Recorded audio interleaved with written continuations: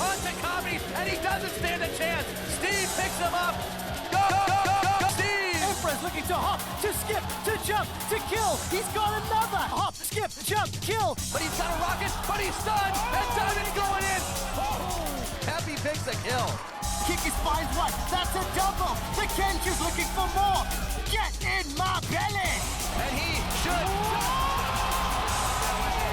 I don't believe it. Hop, skip, jump, kill. Go, go, go, go, go, Steve. Get in my belly! I don't believe it. Guess what, boys? FNC is back. Ryu, double dash dunk. How long can they keep this fight up? There is no retreat. But he's out of allies, and he's out of time.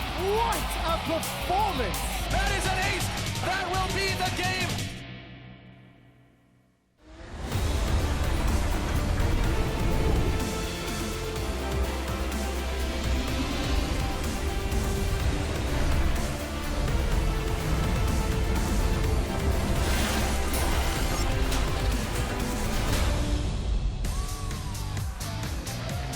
Hello and welcome to the European League Championship Series. The competition is heating up here in Berlin, Germany as our teams continue to fight for footing in the spring split. You gotta look at inside our battle arena where the fans are waiting for our first game, and you also see the Giants talking some strats with Lothar before going up against G2. G2 Esports went 2-0 in their very first week and also had the MVP of week 1, Trick, in their ranks, so they're looking to continue that record. Hi, I'm EpicSkillshot supporter at the helm of the analyst desk, where I'm joined by James Stress O'Leary, Mitch Krepo-Voorspoels, and Trevor Quickshot. Get in my belly, Henry. Get Welcome. in my belly. Sounded like Fat Bastard from Austin Powers. Get in my belly. Christmas, I'm still trying to shed the holiday weight, I'm afraid. If anything, great cast last week because there were some exciting games over in week 1, some big upset and surprises coming out of the season opener. G2, UOL, H2K, all with a perfect week 1, 2-0. Some surprises in there. There really was, and I was very impressed with how good G2 and UOL actually looked. Both teams came in with some question marks. Was the roster changes the right thing for G2 Esports? How were the Koreans going to perform? And then following that, just some of the shot calling and the strategy that Unicorns of Love demonstrated for a team that maybe you can argue looked better or worse from the offseason. I was very impressed with both of these squads. Yeah, I definitely agree with Unicorns of Love, but I want to see more confirmation from G2 Esports because overall they played against Rocket and Elements, I believe, which is honestly not the hardest opening week. Now they play against Giants, so we won't see it today. Tomorrow, however, they'll have a rougher game on their hands. I believe they play H2K, so that's when we can see how far they've developed.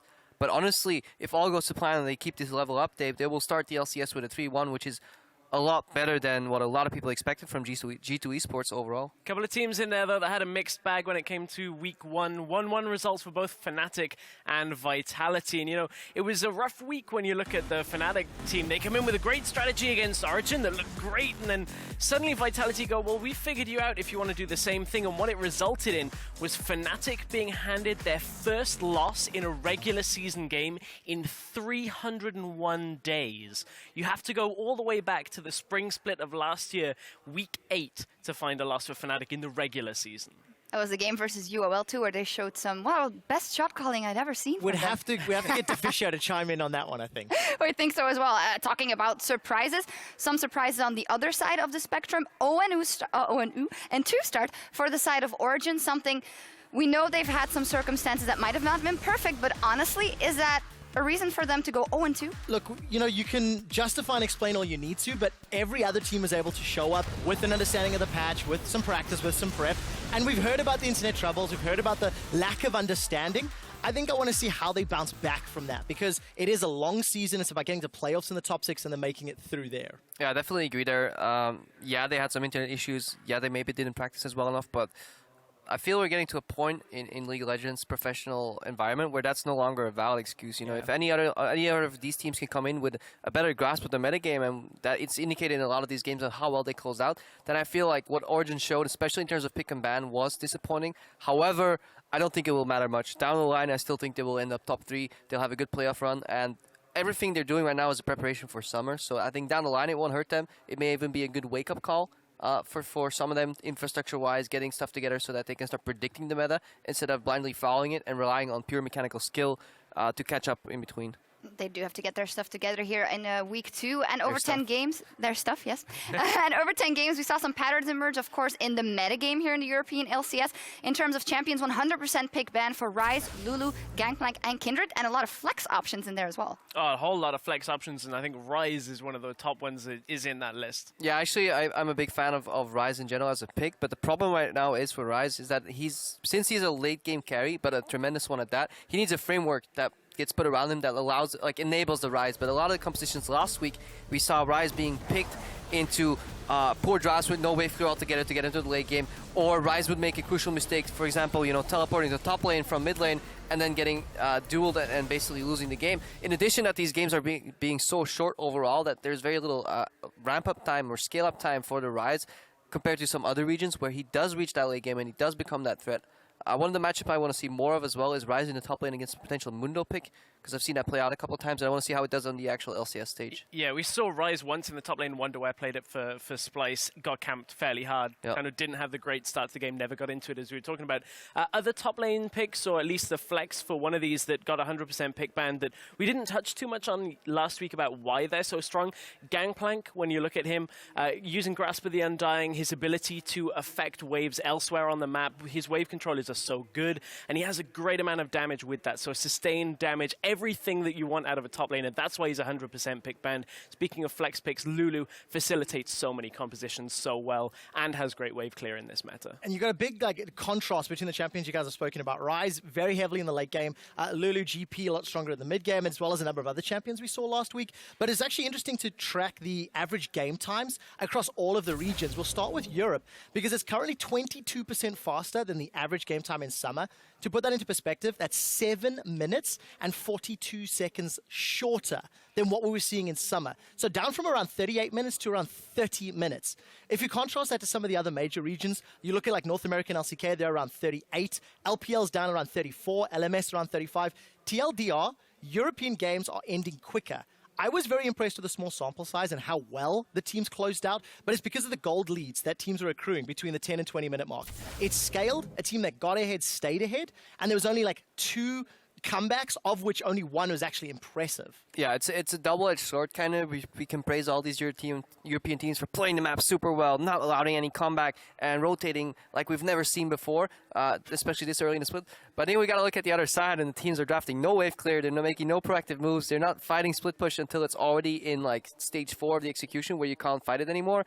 And then, yeah, I want to see some more proactive plays, a little more wave clear. If you're struggling as a team, maybe pick Victor, take the easy way out. What I like, though, is now at the beginning of like 2016 season, the questions we have is draft, infrastructure, prep, not poor communication as much, not poor shot calling, not poor map play. I might still be there. Well, yeah, but you contrast like challenger teams coming up a year, 2, 3 years ago, and they had a different slew of problems to solve. So it's quite interesting how everything's evolved. Yeah.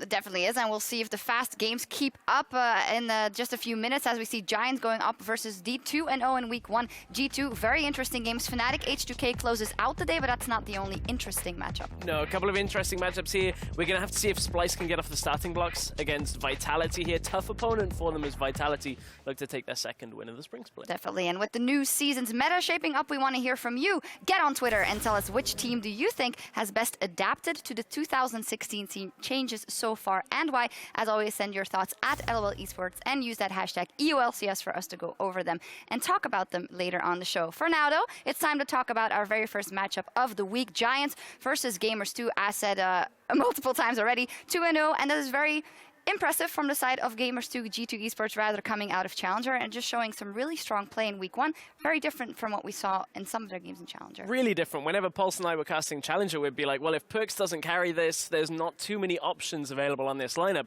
G2 come into this season with their new additions as well and just look dominant. It didn't need Perkz to carry the games because Trick and Emperor were doing so much by themselves. Yeah, I think they definitely upgraded. Just a little note. I played a couple of games with Emperor in solo queue, and he just has a really what I call a fluid laning phase. Very just you don't need much communication to play with a player that plays the style he does. It's just very predictable or easy to go with. So I think that actually shores up some of the potential communication problems. I want to see more complex situations for G2 to handle. You know, what happens when a team actually gets ahead against them, starts split pushing them, starts changing up the pace? Can their communication follow? And can they hold up to a team that will offer more resistance, you know, in terms of individual mechanical play as well as that macro level strategy? So we will find that out, hopefully against H2K tomorrow. Well, yes, because as you mentioned it a little bit covered up, is that the Giants matchup might not be the hardest for them, because Giants coming off a rough start, 0-2 last week. One strong early game, or relatively strong early game in 2 days, but more of the same problems for them from the 2015 season, sadly, so far. Yeah, one of the questions we had as a panel was coming into the season, what is Giants' infrastructure, right? And how can they grow their team? Because it doesn't matter if you change your players, if you don't offer them any growth. And we saw the same problems that plagued the Giants last year, this year again, just no proactivity, no real plays, no team play, sometimes mechanical failures overall, and they're just not looking up to par with some of these newer teams that had roster changes that thoroughly changed their identity, like G2 Esports. Well, in any case, they're proactive enough to get into the game lobby. The stage is set, so we're going to send it over to the casters for picks and bans.